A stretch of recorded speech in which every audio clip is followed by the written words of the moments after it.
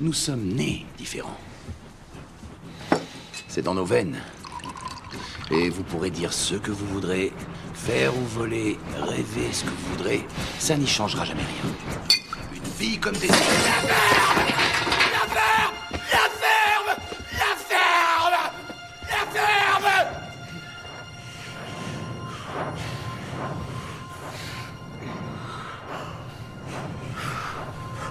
Gatsby, à cet instant, avait vraiment l'air de quelqu'un qui avait tué un homme. Bon alors, comme d'habitude, j'ai pris cet exemple, mais j'aurais pu en prendre tellement. Et d'ailleurs là c'est un film, mais même dans la vraie vie, des choses comme ça se produit hyper souvent.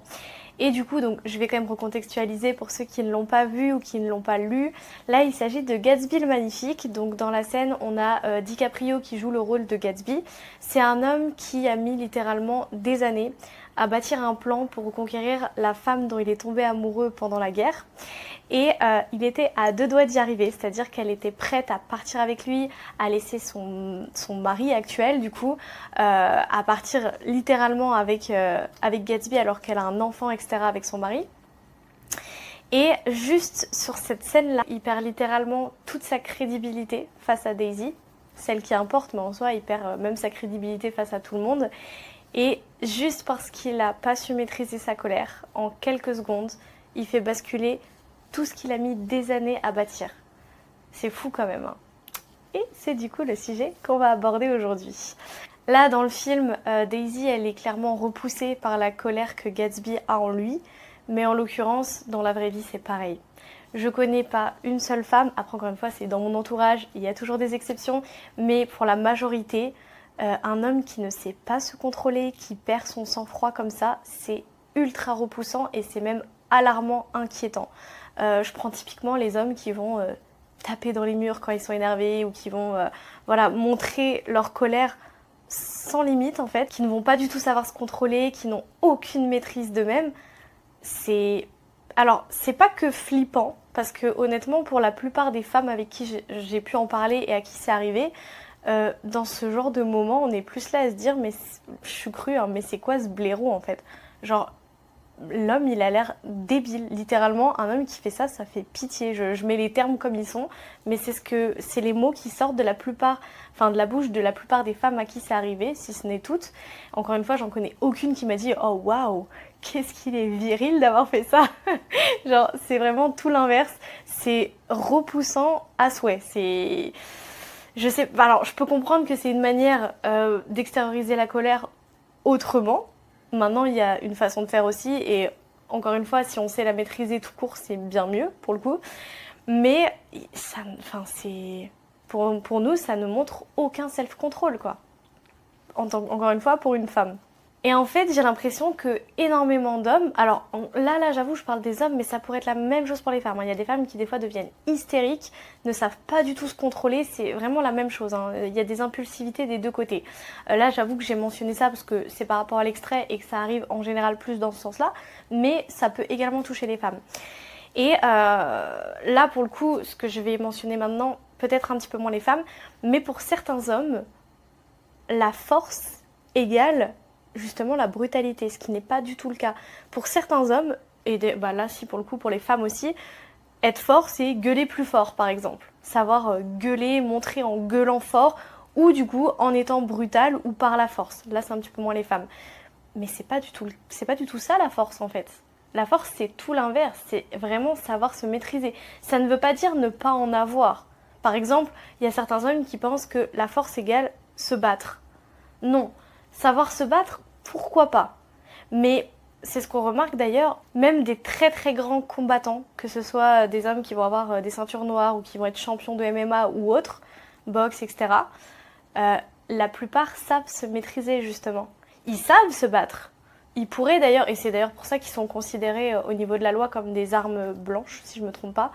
Si jamais ils font du mal à quelqu'un, ils peuvent être jugés plus sévèrement parce qu'ils sont considérés comme une arme eux-mêmes. Mais au-delà, je pense pas qu'il y a que ça qui fasse qu'ils ne se permettent pas de taper. C'est justement parce qu'ils ont une maîtrise d'eux-mêmes.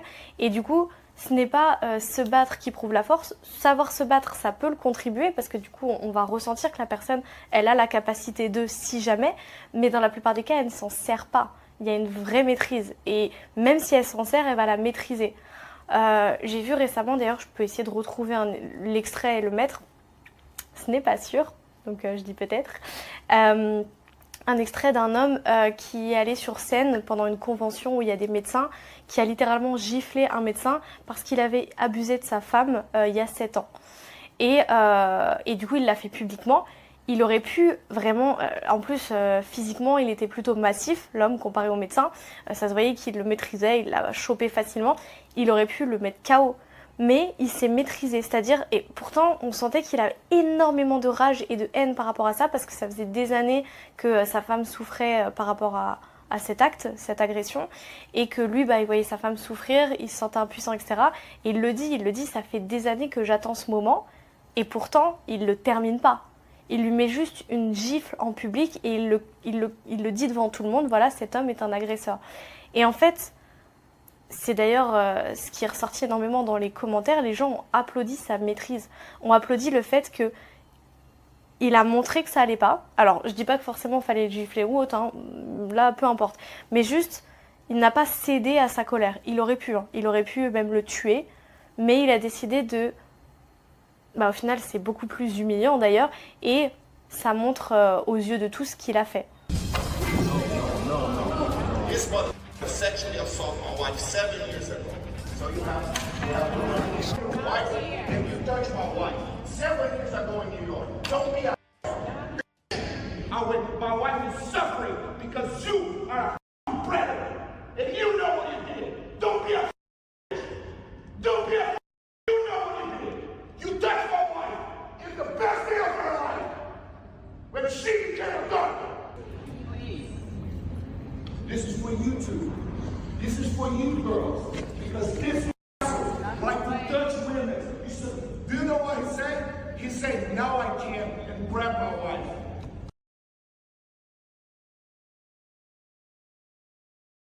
Parce que s'il était allé plus loin, ça aurait pu se retourner contre lui. Pour le coup, là, ça va sûrement se retourner contre le médecin. C'est un exemple, hein. Des exemples comme ça, il y en a plein. Et je pense que la plupart des hommes, au fond d'eux, le savent. Parce que là, quand on en parle comme ça, très souvent, ça paraît logique. Mais dans les faits, ça ne l'est pas toujours. Par exemple, je vais vraiment donner un exemple. Donc, encore une fois, je ne dis pas qu'il ne faut pas savoir se défendre. Il y a énormément d'hommes. Si on les agresse dans la rue, encore une fois je dis homme mais ça peut être femme également, et si on les agresse verbalement, je vais préciser, ou même des fois, moi je trouve ça choquant qu'il y ait des hommes des fois juste pour un regard qui sont prêts à presque à tuer, même juste se taper, c'est fou, ouais, il m'a mal regardé. Je vais aller un peu plus loin. Il y a énormément d'hommes, encore une fois pas que des hommes, et heureusement pas tous, on va leur dire, je sais pas, nique ta mère ou fils de pute ou ce genre de choses, ou ça peut être encore plus trash ou vraiment très très ciblé. Et là, l'homme, il sort de ses gonds et il est prêt à tout. Soi-disant pour le respect, on va y revenir. Parce qu'au final, le respect de qui ? C'est pas se respecter soi-même de faire ça. Mais bref, quand on fait ça, c'est-à-dire quand face à une personne qui essaye de... Parce que là, ce qu'elle fait, c'est nous déstabiliser. Elle veut nous rentrer dedans. Si nous... on rentre dans son jeu, mais en fait, on a clairement perdu. Ça veut dire encore pire si la personne, on la connaît pas. T'es là, t'as une personne dans la rue qui t'insulte, tu la connais ni d'Adam ni d'Ève, tu la connais pas du tout. Et tu lui montres déjà que ça y est, tu craques en fait. C'est une faille, et ça, il y a énormément de personnes qui ne le comprennent pas. Ils pensent que, ouais, se taper quand on insulte la daronne ou autre, c'est se faire respecter. Mais pas du tout. C'est-à-dire, la personne, elle a un pouvoir sur tes émotions alors que tu la connais même pas. Et même si tu la connaissais, peu importe, tu laisses l'autre avoir un impact sur tes émotions. En clair, tu la laisses te contrôler. C'est fou, hein. Parce qu'elle dit quelque chose, tu vas réagir comme ça. Mais ça veut dire que la personne, entre guillemets, elle a gagné, c'est pas un jeu, mais en gros, elle a réussi à avoir de l'ascendant sur toi. Elle a réussi à trouver une faille en toi alors qu'elle ne te connaît des fois même pas. C'est dingue. Et c'est là où la vraie force, c'est justement de rester impassible. La personne, elle va être là, elle va essayer de te déstabiliser, et toi, tu restes impassible. Ça, c'est la vraie force. Attention, ça ne veut pas dire ne pas se défendre. Tu peux poser des limites, évidemment, Et si évidemment la personne elle t'agresse physiquement, bah là clairement oui, là on peut y aller. Et encore, des fois il y a d'autres méthodes. Mais enfin on peut maîtriser ou autre sans forcément tuer l'autre quoi. Mais pour le coup oui, je trouve qu'il faut savoir se défendre. Je dis pas que ça va peut-être être, je sais pas si je le pense sincèrement, mais je ne dis pas que la violence n'est jamais une solution. Je ne sais pas si je le pense, honnêtement, il faudrait que je médite là-dessus. Encore une fois, j'ai pas la science infuse, j'ai pas la vérité infuse. Je suis une éternelle étudiante, j'apprends tout le temps, je change d'avis par moment et c'est tout à fait normal, en tout cas je le trouve. Et je pense qu'il faut savoir toujours se remettre en question. Mais effectivement, je pense qu'il faut savoir se défendre si vraiment on arrive à t'agresser physiquement. Pour le coup, oui, je suis pas là, il faut tendre l'autre joue. Oui, il faut savoir se défendre, encore une fois, sans céder à la pulsion, sans aller jusqu'à tuer l'autre ou quoi que ce soit. Maîtriser, que ce soit soi-même ou l'autre, ce sera toujours la meilleure des choses à mes yeux. Et je trouvais ça important d'en parler parce qu'il y a tellement, encore une fois, d'hommes qui cèdent à ça. Et c'est triste parce qu'ils pensent que le fait d'aller confronter l'autre physiquement, c'est montrer, ouais, moi je suis balèze, moi je me fais respecter, etc. Mais pas du tout en fait, tu montres juste que l'autre, en fait tu lui donnes de l'importance. Tu lui montres que l'autre il a réussi à t'impacter, il a réussi à prendre ton énergie. Et tous les hommes les plus forts, les plus imposables, ceux qui imposent, je sais pas si ça se dit comme ça, c'est vraiment des hommes qui savent se maîtriser, qui ont un certain stoïcisme, on va y revenir. Mais du coup voilà, faut vraiment comprendre que déjà c'est pas réellement se faire respecter que de faire ça, parce qu'au final tu ne te respectes pas toi-même en faisant ça. Mais au-delà de ça, on pourra jamais être respecté de tout le monde. Si la personne, elle va sur cette lancée de chaque personne qui, j'ai la sensation en tout cas, ne me respecte pas, je vais lui rentrer dedans. Et le jour où tu tombes sur une montagne, tu fais comment en fait?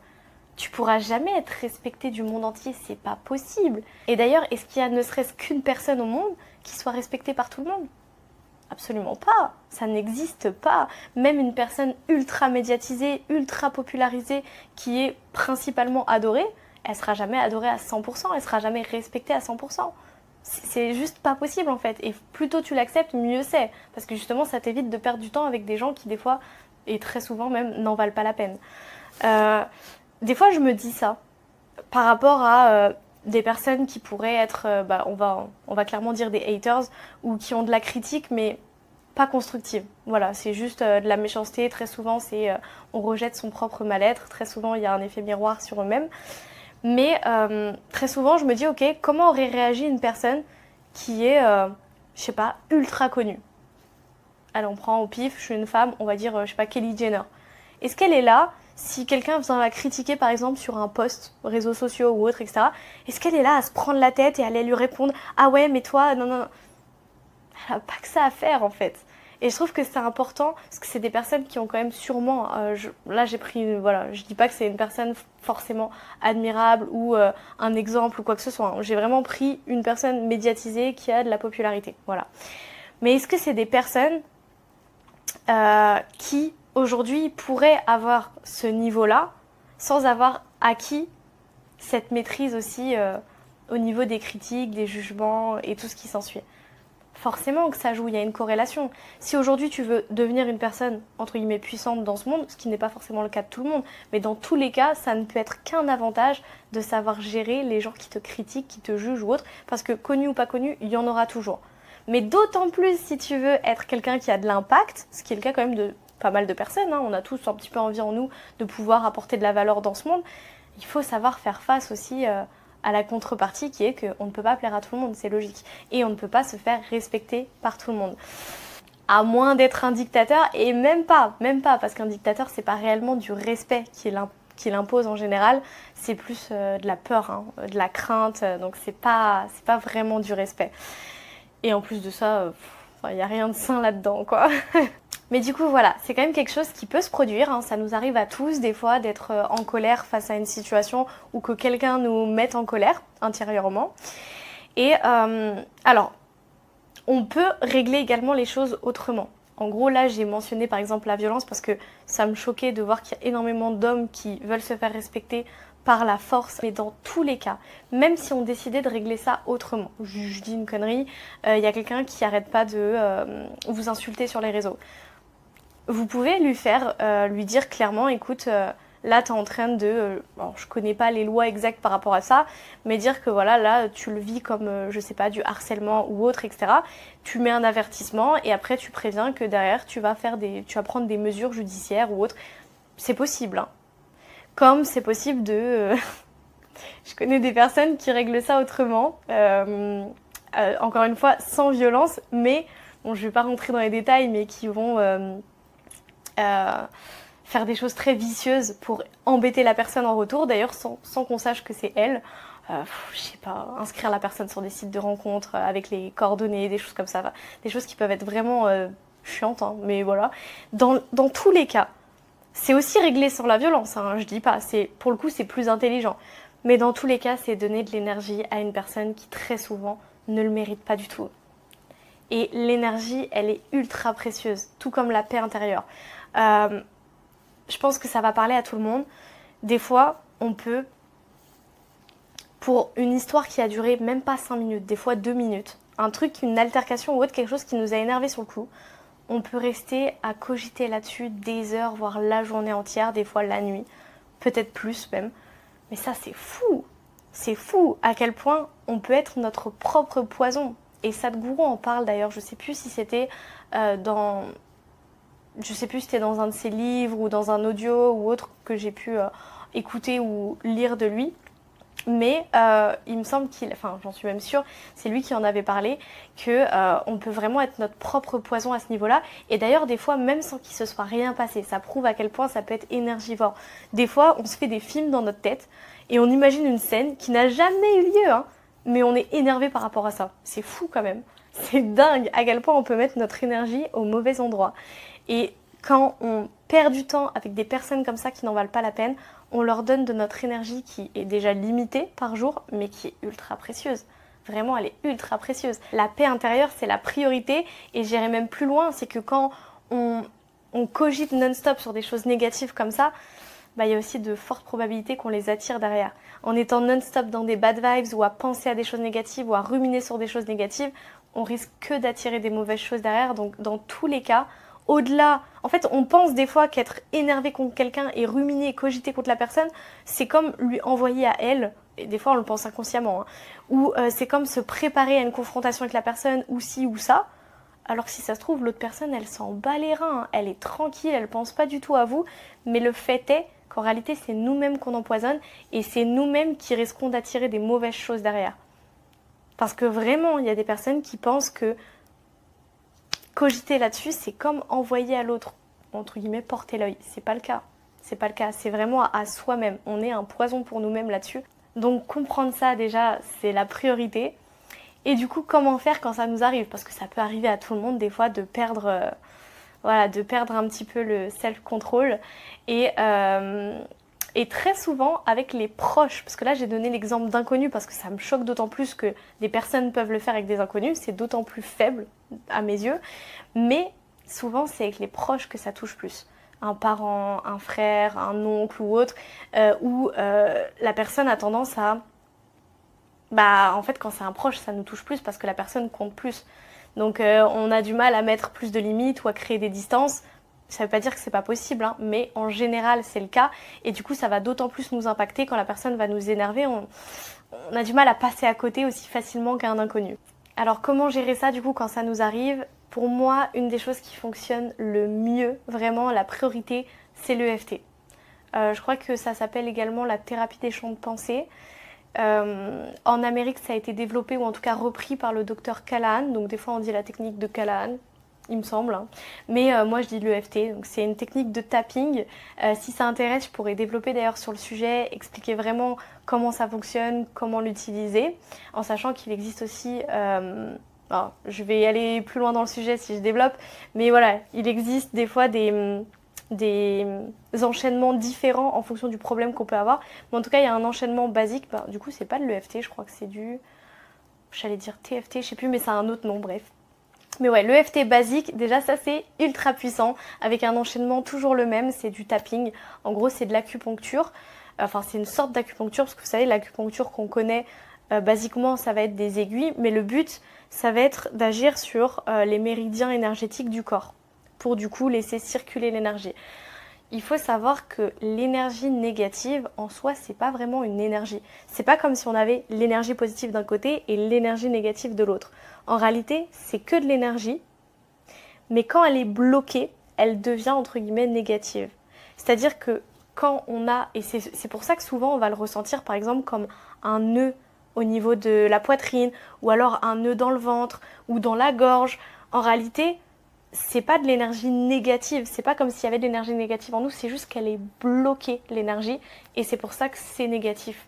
Et pareil pour tout ce qui va être les traumas ou autres, c'est des choses qui vont se cristalliser, c'est de l'énergie qui va se cristalliser dans le corps, et le fait qu'elle reste là,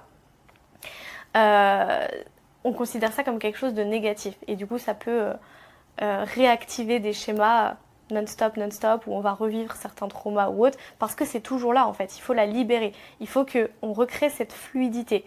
Et il y a énormément de choses aujourd'hui pour ça, dont l'EFT, qui du coup, ça part de l'acupuncture, qui est quand même une technique utilisée depuis des millénaires, qui travaille du coup sur les méridiens du corps, mais autant les aiguilles, j'allais dire les épines, c'est vraiment très précis, autant le fait de taper, et bien comme il y a un impact avec une onde, ça se propage. Donc c'est presque, on pourrait dire plus puissant au final, parce que on va toucher une zone plus grande et du coup il y a plus de probabilité de toucher le point qu'on cherche à toucher, pour du coup libérer l'énergie. En soi, ça ne veut pas dire que c'est mieux que les aiguilles, hein, c'est deux choses différentes, mais dans les deux cas c'est une sorte d'acupuncture qui est juste, voilà, qui diffère, où on va aller chercher à libérer l'énergie au niveau des méridiens. Et donc, si ça intéresse, moi je pourrais développer sur ce sujet, c'est vraiment une technique pépite. Moi, à chaque fois que je le fais, il se passe un truc. Je me demande d'ailleurs si je suis la seule, mais je développerai justement ça, je pense, dans une autre vidéo. Et vraiment, ça me le fait à chaque fois, genre c'est un truc de fou. Et quand ça me le fait, du coup, je sais que ça a fonctionné, mais comme ça me le fait à chaque fois, en général, c'est puissant. Et je peux être autant en état de stress total, en train de pleurer, ou vraiment je suis en hyperventilation, et arriver à un apaisement, à une sérénité complète, comme ça peut être juste un petit truc, mais pour éviter justement que ça se cristallise et que ça reste dans le corps, c'est hyper puissant de faire ça. Le seul petit inconvénient, c'est que se taper le corps, parce que du coup tu te tapes la tête, tu te tapes un peu partout, quand tu es dans un lieu public, ça peut être légèrement gênant si tu te soucies du regard des autres, parce que bon, quand les gens connaissent pas, ils peuvent se dire qu'est-ce qu'a fait cette personne. C'est le seul petit inconvénient. Ou des fois, ou alors, si tu fais quelque chose et que t'as pas les mains libres, ça peut être embêtant aussi. Mais ouais, littéralement, si t'es en face de quelqu'un qui t'énerve, commencer à te taper, ça peut être bizarre. Bon, tu peux toujours aller aux toilettes, t'éclipser, aller quelque part et le faire tranquillement. Mais en tout cas, pour moi, c'est la technique numéro 1 que tout le monde devrait connaître et utiliser dans ces moments-là. C'est hyper puissant. Après, évidemment, on a toujours la méditation. Alors, c'est pas à faire forcément sur le moment même, mais la méditation, quand on la pratique quotidiennement, et d'ailleurs, c'est plus puissant si c'est de manière régulière, par exemple, tous les matins à 8h, ou de manière vraiment régulière, même au niveau des horaires. En fait, c'est littéralement le retour que, encore une fois, que tout le monde a sur la méditation, mais quand je dis tout le monde, c'est toute personne que je connais. Il y a sûrement des exceptions, mais toute personne qui pratique la méditation de manière régulière dit qu'elle a une meilleure gestion des émotions. Parce qu'en fait, la méditation, le principe, c'est d'éviter justement de cogiter. C'est d'éviter d'être dans l'esprit, dans le mental, et d'être juste dans le moment présent. Et en fait, ça permet tout simplement d'avoir un recul sur soi-même. C'est comme si on se voyait soi-même finalement. Et comme quand on le pratique régulièrement, c'est quelque chose qu'on va développer, du coup, ça va devenir une capacité inconsciente en fait qu'on va maîtriser. Et du coup, de manière générale, dans la vie de tous les jours, on va avoir une meilleure gestion des émotions. Et c'est comme si, par moment, tu vivais ta journée avec un recul, tout simplement. C'est-à-dire que dès que tu as... Et vraiment, hein, c'est fou, hein, pour avoir vécu les deux, c'est-à-dire avoir eu des périodes où je faisais full méditation et des périodes pas du tout, et quand je vais avoir un accrochage ou un litige ou quelque chose qui va être chiant, embarrassant, énervant, peu importe, je vais pas du tout vivre la chose de la même façon. Il y en a une où je vais plus subir la chose, je vais être vraiment dans l'émotivité, ça va être, je vais vivre la chose pleinement, et l'autre, je vais avoir comme un recul, et du coup, ça va plus du tout être la même gestion du problème en fait. Donc la méditation à faire régulièrement, ça peut changer la vie. Et pour le coup, encore une fois, c'est quoi? C'est 10 minutes. Évidemment, quand tu le fais plus, tu peux aller plus loin. Mais 10, 15, 20 minutes par jour, c'est déjà énorme et c'est ultra suffisant pour avoir juste ce changement au niveau de nous-mêmes et qui peut, pour le coup, ça peut être sur toute la journée. En gros, c'est pas parce qu'on le fait le matin, le soir, ça peut être la même chose. On peut avoir une meilleure gestion à le faire régulièrement. Donc, méditation incroyable. Évidemment, avoir plus de sagesse, travailler sa sagesse, ça peut être à travers se connaître soi-même, encore une fois, tout ce qui est la métacognition, j'en parlerai sûrement dans une autre vidéo, sûrement la prochaine d'ailleurs. La sagesse pour moi, c'est littéralement ce qui pourrait guérir le monde. Vraiment, c'est peut-être fort, mais c'est ce que je ressens. Si tout le monde avait plus de sagesse, ce serait incroyable. Et le stoïcisme aussi. Stoïcisme, hyper intéressant. En plus d'être important, c'est hyper intéressant en termes de philosophie de vie. Et pareil, ça permet d'avoir beaucoup plus de maîtrise de soi et d'avoir une distance en fait avec ses émotions, un autre regard sur les choses. Et c'est vraiment incroyable. Et pour les hommes, c'est très puissant. Autant, pour les femmes également. Mais pour le coup, comme je sais que des fois, ça peut être souvent les hommes qui ont plus de mal à gérer ces énergies-là, qui peuvent être fortes. Franchement, stoïcisme, c'est fou.